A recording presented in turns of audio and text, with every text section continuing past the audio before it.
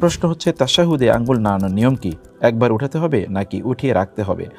আর তাশাহুদে আমাদের আঙ্গুল নাড়ানোর নিয়ম সম্পর্কে ইবনে বাজ রাহিমাহুল্লাহ তিনি দুটো কথা বলেছেন। এক নম্বর হচ্ছে রাসূলুল্লাহ সাল্লাল্লাহু আলাইহি ওয়াসাল্লাম কানা ইউশিরু বিস-সাব্বাবাতি মিন আউয়ালি সলাতি মিন আউয়ালি তাশাহুদি ইলা আখিরিহি।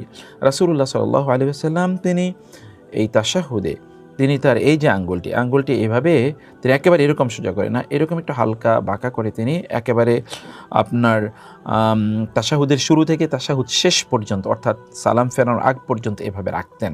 এটি রাসূলুল্লাহ সাল্লাল্লাহু আলাইহি ওয়াসাল্লাম করেছেন। অতএব এটি একটি বিধান।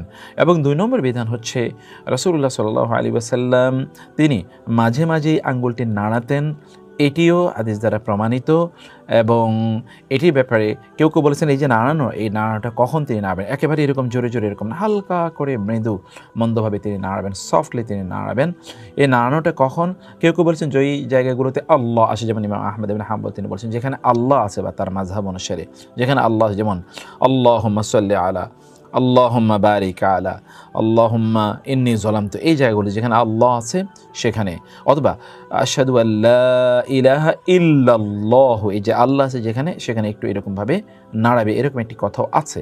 আর ৩ নম্বর যেটি তা হলো যে যেখানে আমরা দোয়া করি দোয়ার জায়গাগুলোতে এটি আমরা করব।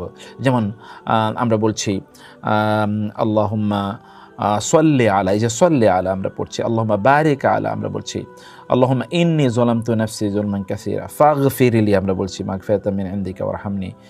এরপরে আমরা বলছি আল্লাহুম্মা ইন্নী আউযু বিকা মিন আযাবিল কবর। এই যে আমরা দোয়া যে জায়গাগুলোতে করছি এই জায়গাগুলোতে আঙ্গুলটি এরকম নাড়ানো যাবে।